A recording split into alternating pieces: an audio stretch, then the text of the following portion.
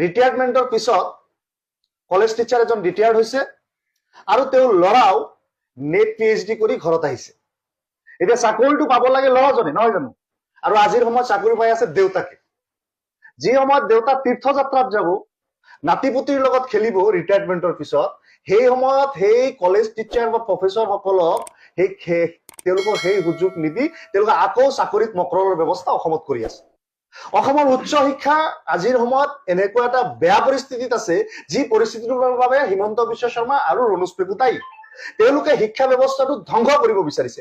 অসমৰ মানুহে গুণ জ্ঞানত আগুৱাই নাযাওক, অসমৰ পৰা তেওঁলোকে জ্ঞান আহৰণ নকৰক, অসমৰ অনুষ্ঠানৰ পৰা সেইখিনি ভাল নহওক, সেই চেষ্টা তেওঁলোকে অহৰহ কৰে। নহলে অসমৰ শিক্ষানুষ্ঠানসমূহ ভাল কৰাৰ তেওঁলোকে চেষ্টা থাকিলেহেঁতেন, গুণগত মানদণ্ডৰ ক্ষেত্ৰত তেওঁলোকে উন্নত কৰিলেহেঁতেন। আজি কি কৰিছে, যি সময়ত নিবনুৱা নেট স্লেট থকা উচ্চ শিক্ষিত যুৱক যুৱতীয়ে কলেজসমূহত চাকৰি পাব লাগিছিল, সেই সময়ত তেওঁলোকে চৰকাৰী OAM-ৰ জৰিয়তে কলেজ শিক্ষকত বা মডেল কলেজসমূহত 50% অৱসৰী শিক্ষকৰ কাৰণে তেওঁলোকে পোষ্টবিলাক তেওঁলোকক এৰি দিয়া হৈছে বা মকৰলৰ ব্যৱস্থা কৰি থকা হৈছে।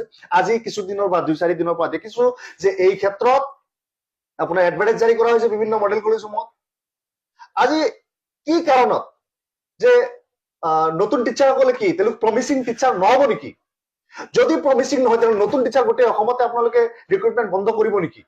অহা দিনত আজি আপুনি টেষ্ট কৰি আছে হেৰিত মডেল কলেজত, কাইলৈ প্ৰভিন্সিয়েল কলেজত এই টেষ্টটো ল'ব, পৰহিলৈ আপোনালোকে এই টেষ্টটো পলিটেকনিক আৰু ইঞ্জিনিয়াৰিঙত আৰম্ভ কৰিব। তাৰ পিছত যাতে যুৱ প্ৰজন্ম নতুন প্ৰজন্ম এটা চাকৰিৰ আশা আৰু সপোন লৈ এই সময়ত যিসকলে অন্তত সেই প্ৰিপেয়াৰেশ্যনটো কৰি আছিল বা সেই দৰ্জালৈকে পৌঁছিছিল, তেওঁলোকৰ সপোন গোটেইটো জীৱনৰ কাৰণে মৰহি যাওক, তাৰ কাৰণে কিন্তু আপোনালোক দায়ী থাকিব। আজি যিসকলে 5 বছৰৰ কাৰণে সোমাই যাব, সেই চাকৰিটো কোনোবা নজোৱানে পালেহেঁতেন আৰু সেই 5 বছৰ পিছত এই নজোৱানজনৰ এজ অভাৰ হৈ যাব, তেতিয়া এই চাকৰিটো কোনে দিব?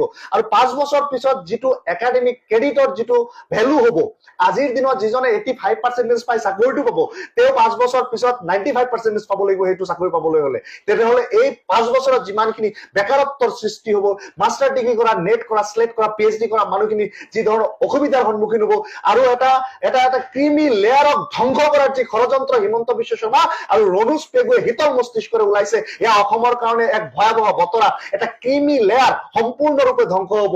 শত সহস্ৰ উচ্চ শিক্ষিত যুৱক যিসকল হাইলি কোৱালিফাইড আৰু মেৰিটৰিয়াছ, তেওঁলোকক ধ্বংস কৰাৰ এইটো ষড়যন্ত্ৰ। এই ষড়যন্ত্ৰ বন্ধ হ'ব লাগে। অসমৰ সৰ্বস্তৰৰ যুৱ প্ৰজন্মই এইটোৰ ক্ষেত্ৰত প্ৰতিবাদ কৰিব লাগে। আমি AIUDF দল ইয়াৰ প্ৰতিবাদ কৰিছো আৰু সেই OAM-খন বাতিল কৰিব লাগে। সকলো ৰিক্ৰুটমেণ্ট ফ্ৰেছ হ'ব লাগে, নতুন ল'ৰা ছোৱালীয়ে চান্স পাব লাগে, আমাৰ আহ্বান।